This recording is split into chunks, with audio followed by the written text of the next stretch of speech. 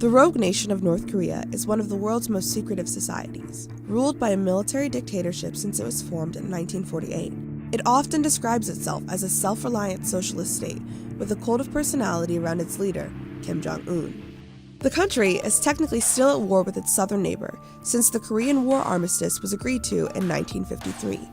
It has had a frosty relationship with the West ever since, particularly over its continued development of nuclear weapons.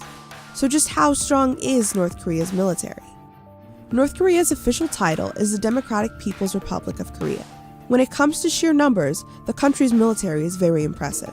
1.2 million service members, or 5% of North Korea's population, serve on active duty, with another 800,000 personnel in reserve, making it the fourth largest army in the world, behind China, India, and the United States. It also dwarfs its neighbor, with roughly twice as many troops as South Korea. Experts believe North Korea's military spending could be as much as 24% of the country's national income. Pyongyang also has 4,000 battle tanks and 2,500 armored personnel carriers.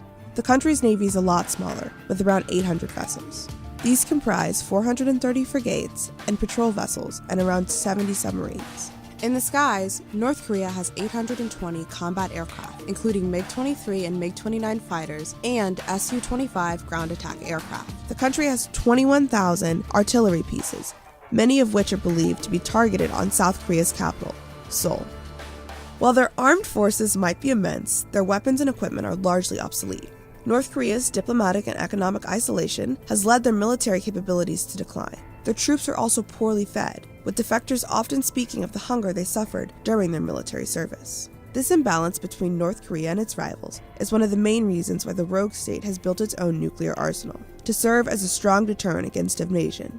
In the last decade, the country has progressed from having a handful of crude atomic bombs to up to 20 nuclear warheads capable of being loaded on short and medium-range missiles. The country's short-range Hwasong 5 and 6 missiles can reach targets throughout South Korea, while its medium-range Rodong missiles could strike Japan.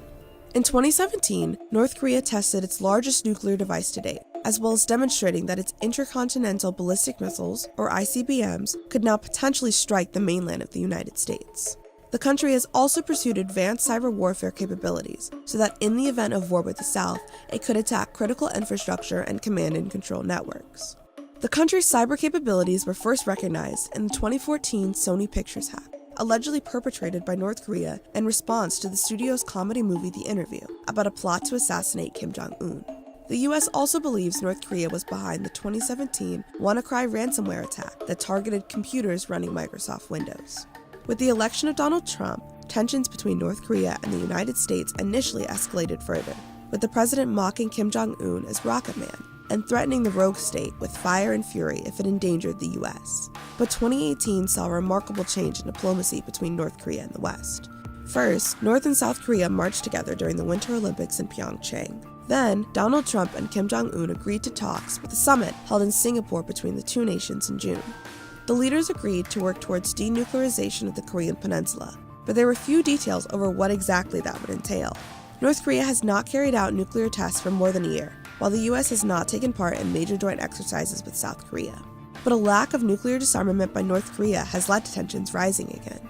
The US wants to see the country getting rid of its nuclear weapons before it eases economic pressure, but Kim Jong Un has warned that he may change his approach if Washington persists with sanctions. Whether continued dialogue can lead to a nuclear-free Korea remains to be seen.